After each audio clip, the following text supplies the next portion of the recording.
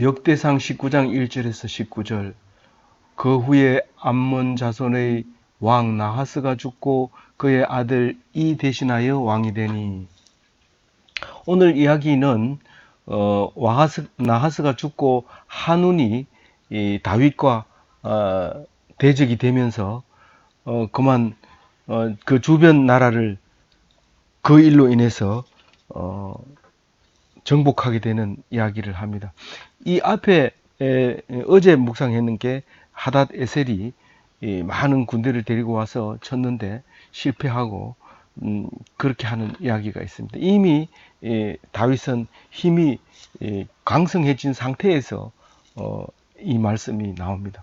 이 나하스가 죽었는데 왜 다윗이 조문을 갔을까 생각을 해보면 나하스라는 이름이 그 스루야와 아비가일의 아버지로 나옵니다.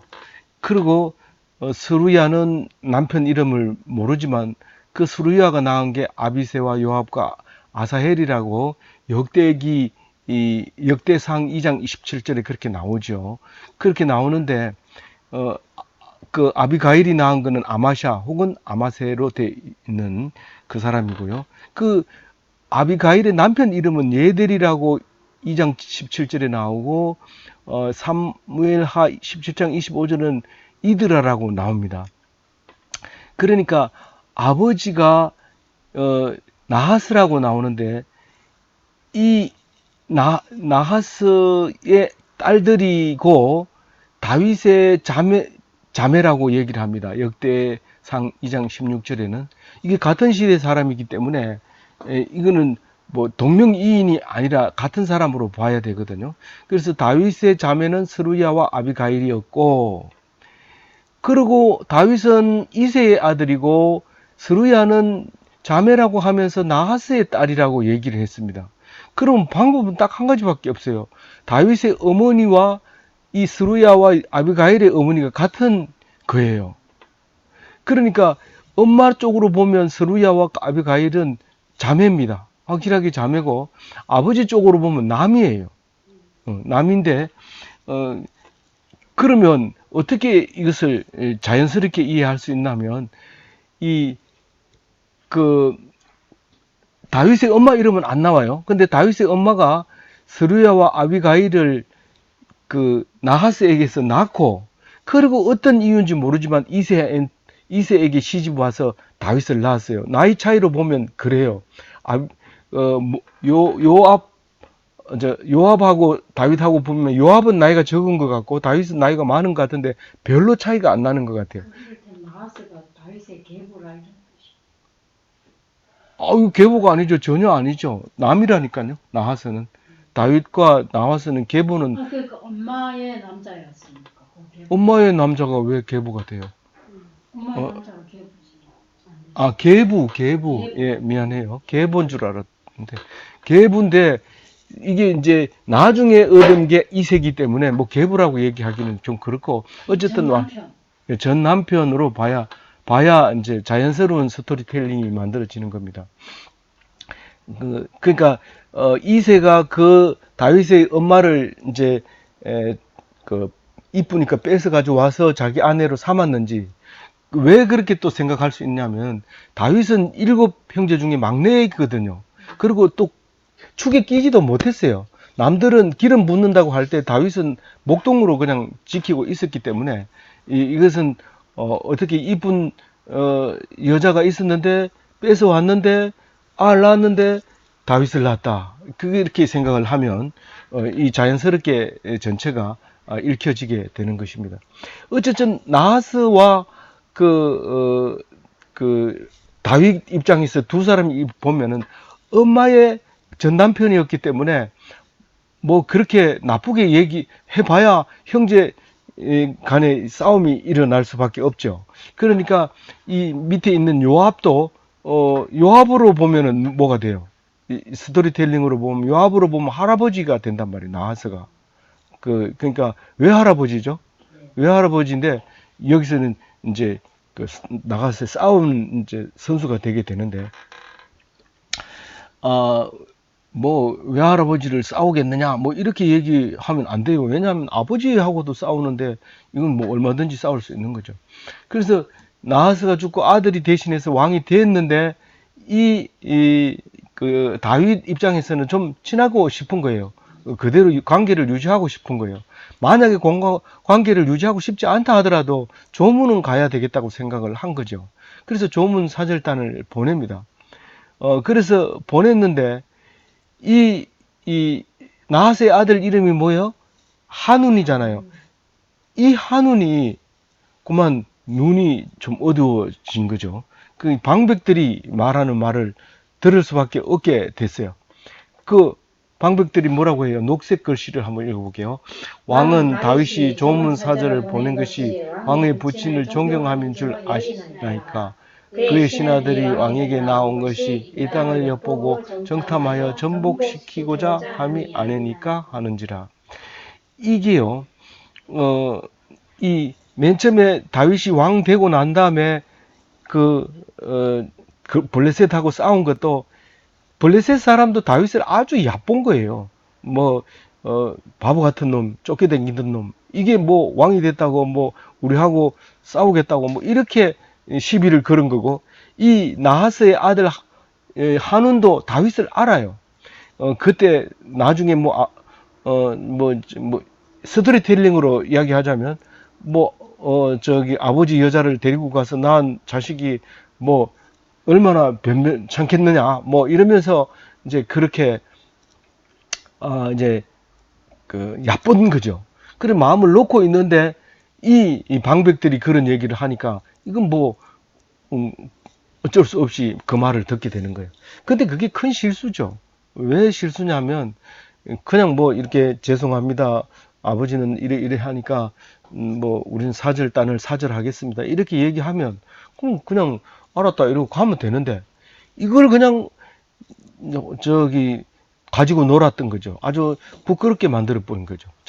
수염을 깎았다고 하는 거는 완전히 중동 지방에서 수염 깎는 건 아주 남자로서의 부끄러운 겁니다. 그래서 지금 무슬림들도 참 수염을 기르고 그렇게 중동 사람들은 수염을 기르죠. 그런데 그걸 깎아버렸으니 얼마나 여자처럼 완전히 남자를 여자로 만들어 버렸으니까 뭐 어떻게 했어요? 아주 부끄럽죠. 그리고 중간 볼기까지 자르고 이러면 옛날에는 옷이 지금처럼 바지를 양다리 끼우고 위에서 벨트 매는 식으로 안 하고 위에서 옷이 그냥 내려떨어져 있었기 때문에 그거를 입고 가려면 길어야지 바지까지 이렇게 바지처럼 다리를 갈 수 있는데 그걸 그냥 중간에 잘라버린 거예요. 그럼 엉덩이가 다 보이는 거예요. 쉽게 얘기하면 엉덩이가 보이는 건지 다른 것도 보이는 거예요. 가운데를 잘랐기 때문에 아주 그렇게 웃기게 만들어 놓은 거예요. 아주 발가벗기면은 욕먹을지 모르니까 아예 그렇게 해가지고 완전히 자존심을 수치스럽게 만들어 버려서 보냅니다.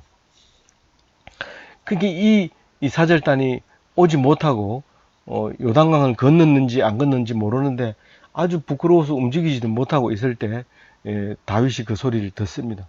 듣고 아주 자제력을 젊었을 때 같으면 군사를 일으켜서 쳤을 텐데 그냥 전혀 입을 다물고 그 사신들에게 사절단에게 가서 좀 기다려라. 수염이 날라면 뭐 얼마까지 있다가 뭐 한 수염 날 때까지 있다가 여리고에 있다가 와라. 여리고는 이제 강만 건너면은 이제 그 요압 땅, 암몬 땅, 그 다음에 반대로 유대 광야로 쭉 광야길로 내려가서 사해 남쪽에서 건너도 암몬 땅 이렇게 이제 돼 있는데 어쨌든 여리고에서 이제 언덕을 올라오기만 하면 예루살렘이니까 올라오기 전에 그 여리고에서 그냥 사람들 보기 전에 사람들 못 알아볼 때 수염 길러 가지고 와라. 그렇게 해서 사절단에게도 상처가 가지 않도록 배려를 하는 모습을 이제 봅니다. 그래서 그 사절단들에게는 위로가 되죠. 그러면서 너희들 한번 봐봐라. 그냥 놔둘지 뭐 이러면서 이제 다윗에게 가서 나중에 이제 맹세를 할 겁니다. 그 사람들 그냥 두면 안 됩니다. 뭐 이렇게 하면서 했을 겁니다. 그래서 왜 그렇게 했을까요? 그 사람들을 믿지 못해서 그렇게 한 거죠. 다윗을 믿지 못한 거죠. 근데 그 믿지 못한 그것은 엄청난 결과를 가져오게 됩니다. 우리는 신앙인이 이 주는 복은요, 이 비교가 안 됩니다. 엄청 큽니다. 왜냐하면 불신이 가져오는 손해를 생각하면 믿음이라는 게 얼마나 비싼 건지 알 수 없습니다. 6절 한번 같이 읽어볼게요. 시작. 암몬 자손이 자기가 다윗에게 믿게 한 줄 알지라. 하나님과 암몬 자손을 더불어 은 1000달란트를 아람 나하라임과 아람 마아가와 소바에 보내 병거와 마병을 싹 내되.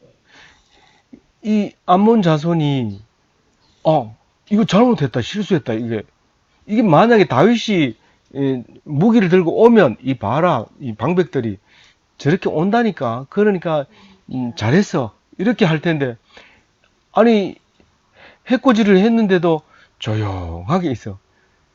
인내력으로 조용하죠. 뭐 그것을 잊어버렸겠어요.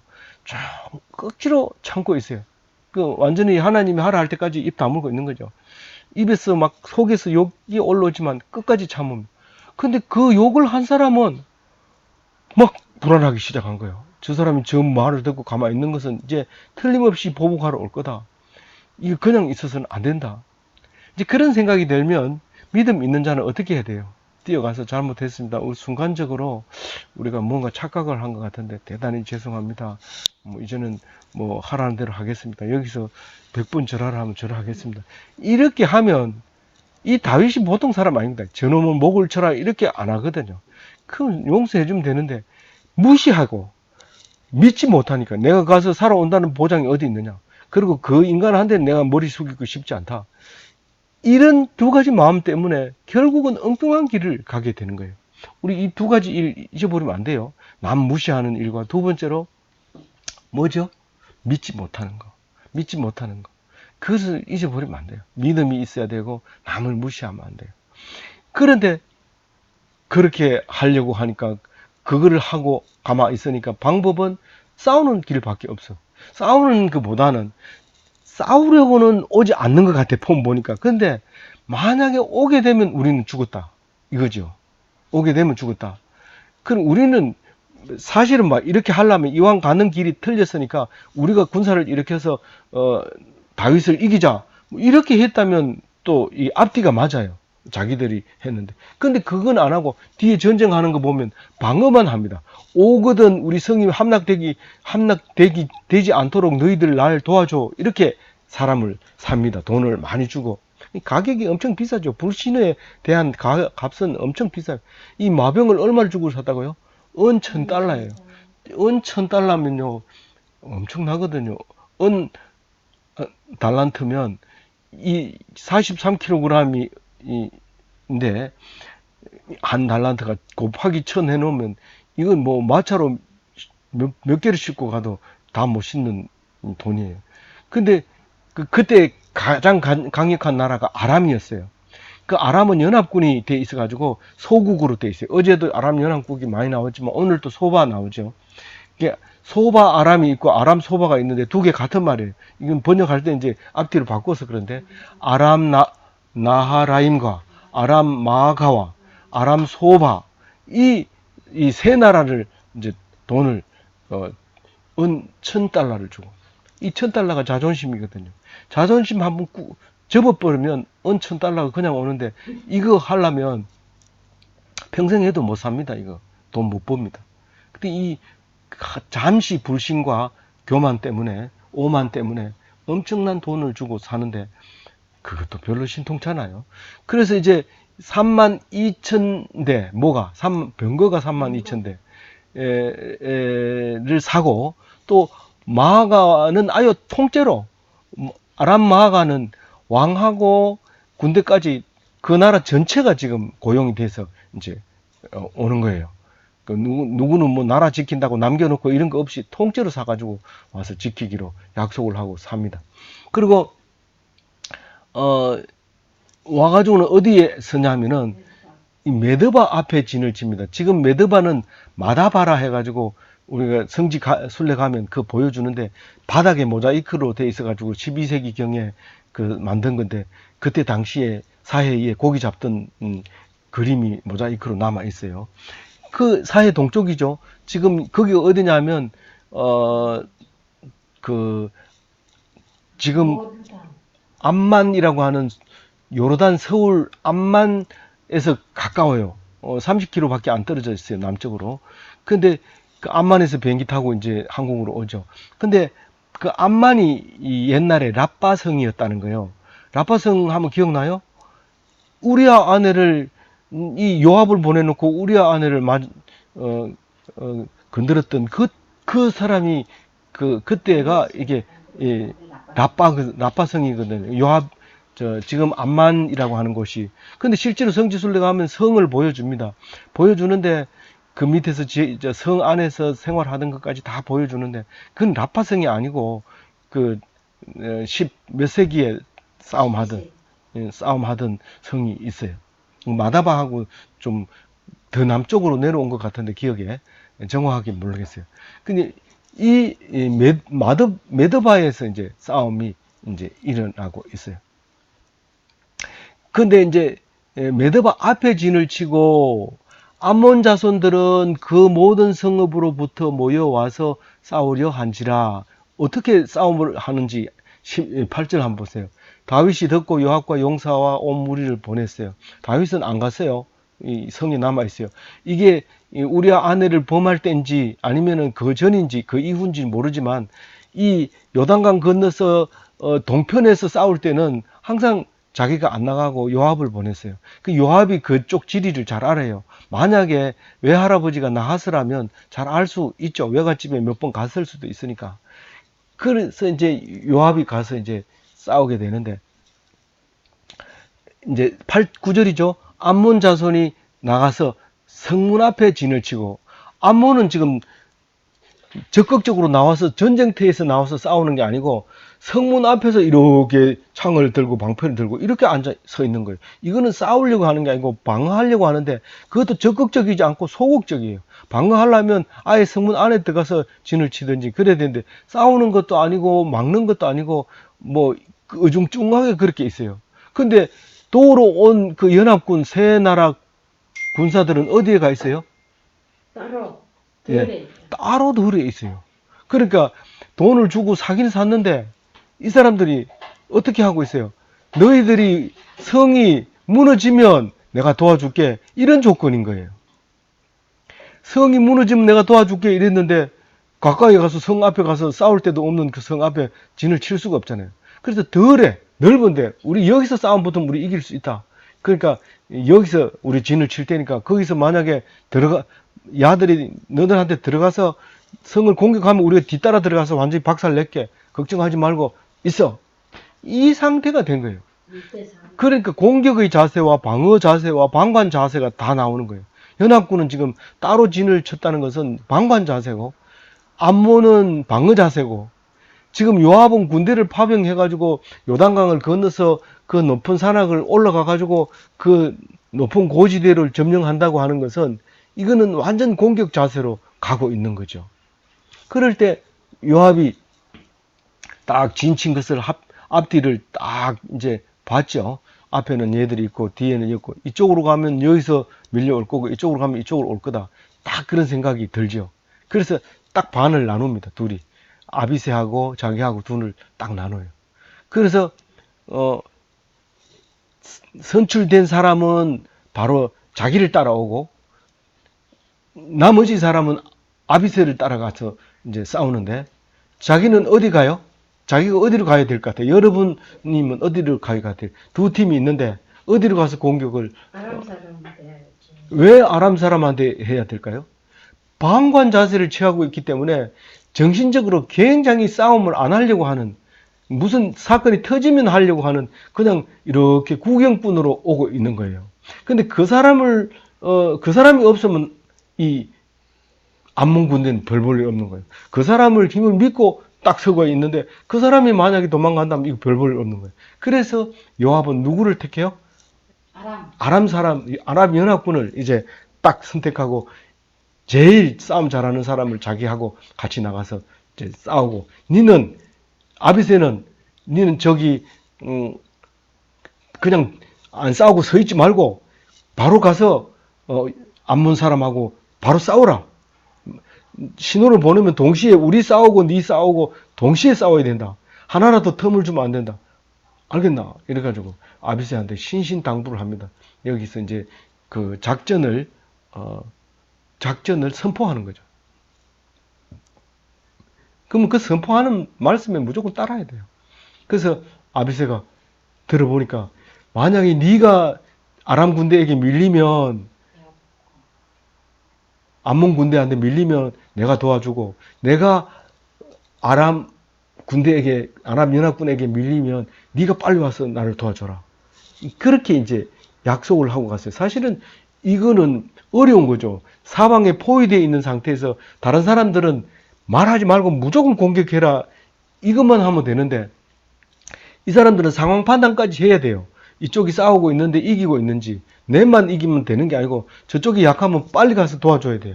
만약 우리가 이겼다고 마음을 탁 놓고 있으면 저쪽이 어떻게 되는지 모르기 때문에 이겼다 하더라도 가서 도와줘야 되고, 졌다 하면 끝까지 도와줄 거를 생각하면서 싸워야 돼요.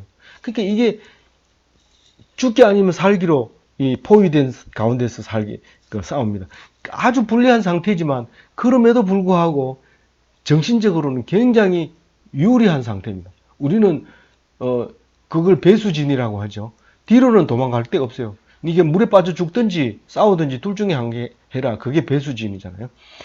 그렇게 딱 이제 누가 선포를 해요? 요압이 딱 선포를 합니다. 그러면서 이제 13절 같이 읽어볼게요. 뭐라 하냐면은, 너는 힘을 내라. 우리가 우리 백성과 우리 하나님의 성읍들을 위하여 힘을 내자. 여호와께서 선히 이기시는 대로.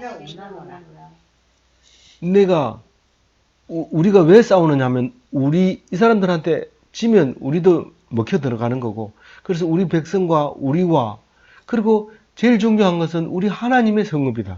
하나님이 준 성읍인데 이 성읍들을 위하여 힘을 내야 되는데, 만약에 선히 여기면 하나님이 선히 여기는 대로 우리를 이기게 할 것이다. 만약 우리 악한 마음을 먹고 저 사람들을 죽여서 씨를 말리자, 그런 마음으로 먹었다면 하나님은 그걸 선히 여기지 않으면 우리가 질 수도 있다. 우리는 오직 하나님 나라를 위해서 쓰임 받기만 하자. 그러니까 욕심내거나 잘하거나 또 잘 보이려고 하거나 이렇게 하면 반드시 하나님이 선하게 여기지 않는다. 그러니까 헌금을 많이 하면 사람들이 굉장히 참 좋은 일 많이 하시네요 이러지만, 그 속에 들어있는 마음이 선하지 않으면 하나님께서 그것을 안 받으신다는 사실을 알아야 돼요. 그래서 오늘 이 말씀을 읽으면서 하나님의 성읍이고 하나님이 이기려면 이기고 질려면 지는데, 우리가 거기다가 플러스해서 욕심을 낸다든가, 또 제일 중요한 건 욕심이죠. 잘하려고 하는 거죠. 그거를 넣으면 안 된다는 거예요. 하나님이 하라는 대로만 해라. 그렇게 얘기를 합니다. 사실 그렇게 했어요. 지금 결과가 어떻게 했느냐면 14절 읽어볼게요. 요압과 그 추종자가 싸우려고 아람 사람 앞에 나가니 그들이 그 앞에서 도망하고. 이게 연합군이 뭐 어떻게 싸우나 보자 이런데, 아니 느닷없이 정예부대가, 특공대가 나타나서 구석구석에서 일어나는데 이거 감당을 못 하겠거든. 벌써 틀리잖아요. 딴 사람 왜 남의 나라에 가가지고 죽을 일이 뭐 있나? 그 돈 얼마 된다고 목숨하고 바꾸겠냐? 도망가는 거예요. 나는 저 사람들 망하면 도와줄래 했더니 아니고 자기를 향해서 달려드는 것을 보고 도망을 갑니다. 그러니까 암몬 사람은 그 사람들을 믿었는데 그 사람 도망가니까 어떻게 해요? 그러면 자기도 문 열고 들어가 버려, 성 안으로. 그러니까 어떻게 해요? 그 사람들을 끝까지 따라가서 죽여요? 그건 하나님이 선하게 여기는 게 아니에요. 이게 전쟁의 목적을 알아야 돼요. 그래서 어떻게 해요? 예루살렘으로 돌아와. 그렇죠. 요압이 예루살렘으로 돌아와요. 가기 전에 요압이